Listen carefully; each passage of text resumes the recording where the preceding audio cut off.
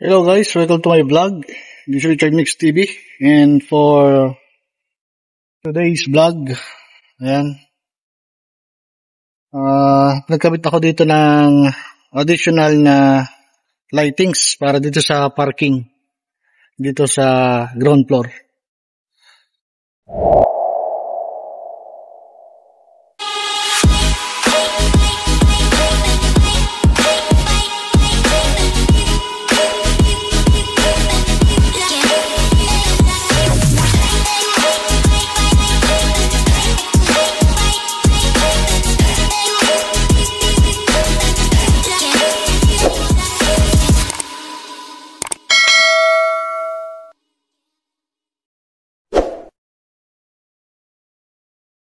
So, hindi na naipakita sa inyo guys yung pagkakabit namin ng o yung pag-layout namin ng power supply. Ito.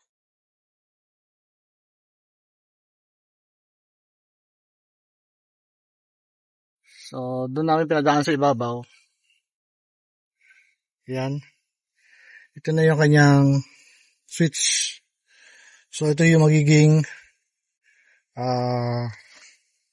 load niya. Yung load side para dito sa mga ilaw na to. So ito guys yung pinakabit na ilaw sa akin. Hindi ko na rin naipakita kagabi. Ayan. So mag-layout pa lang ako dito ng trunking para sa kanyang load side. Ayan o. Makikita niya nakabang lang yan lahat. So yan. Ito yung parking dito sa ground floor. Dun sa anak ng aking amo. Right. So, dito namin pinadaan yung power supply. Ayan. Makikita nyo, malinis yung pagkakagawa. Ayan. Ito yung pull box para hindi kami masyadong mahirapan sa pagpupuling ng cable. So, may cable ito sa loob. Papunta ron sa kabilang side.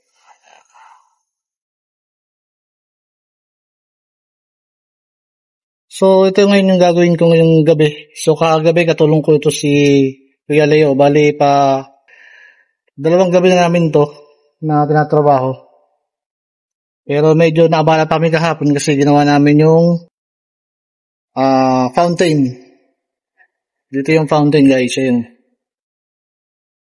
Yung fountain. So, di pa rin namin tapos yun.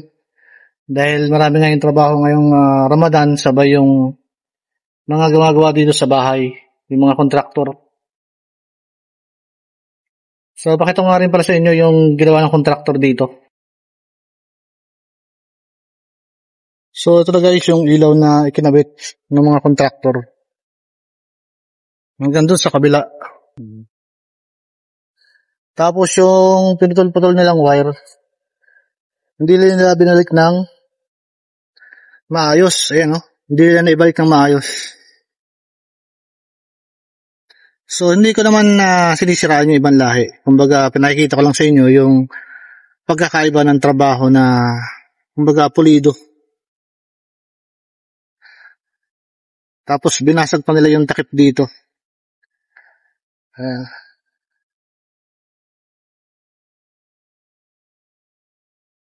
Tapos ito yung fountain na ginagawa namin.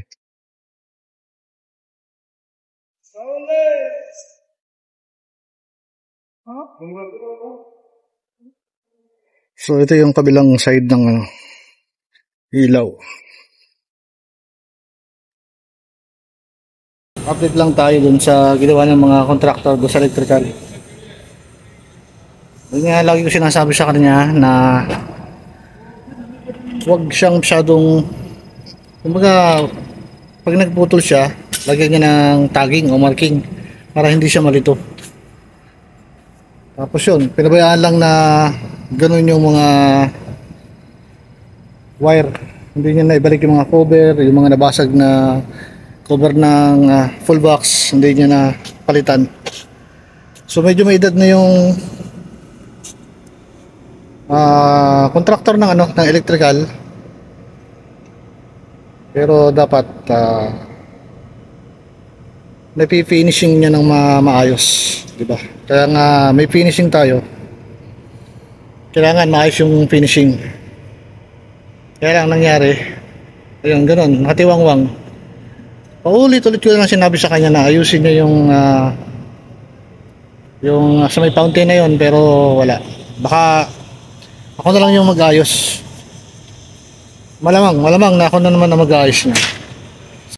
So hindi naman ako nagbubuhat ng sarili kong bangko para sabihin ko sa inyo na hindi maayos yung gawa ng kontraktor. Pero kita nyo naman dun sa kanyang iniwan na trabaho. So yan lang guys, at tutuloy ko na itong trabaho ko dito sa may parking, yung paglalagay ng additional na lightings dito sa parking. Optional to, pagka may mga party pwedeng buhayin, at pwede rin hindi gamitin pag wala ng mga bisita, kasi dito lang yung opisina ng amo naming lalaki. So yan lang guys, tuloy natin yung trabaho.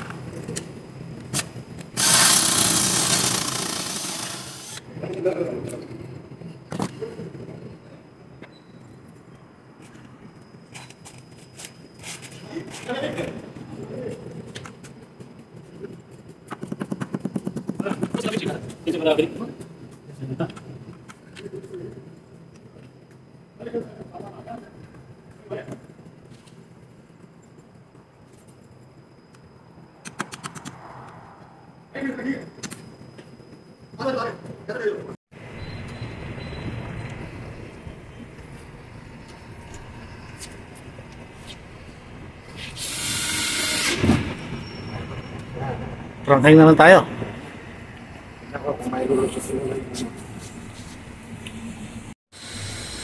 So yan guys, update tayo. Nilagyan ko na ng elbow. Ayan, pumunta rito sa ilaw. Tapos nakapagkabit na rin kami ng full box. Ayan. So, splice ko na lang yan. Tapos yan, may trunking na rin. Ayan.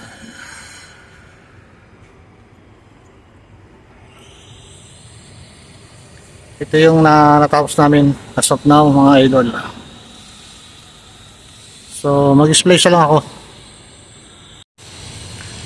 Ayan. Tapos, pwede ko nang i-energize ito mamaya pagka nakapagtapos na ako ng pag-splice. Ayan. Gagamit ako ng connector.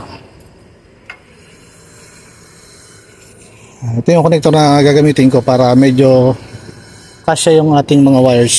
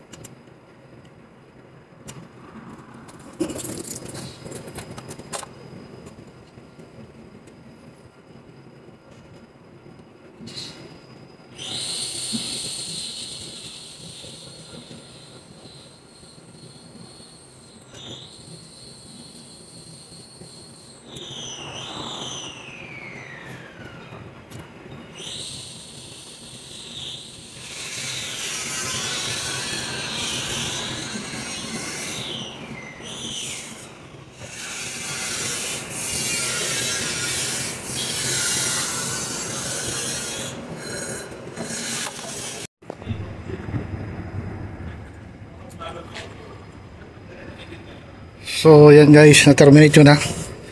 Pwede nang i-energize.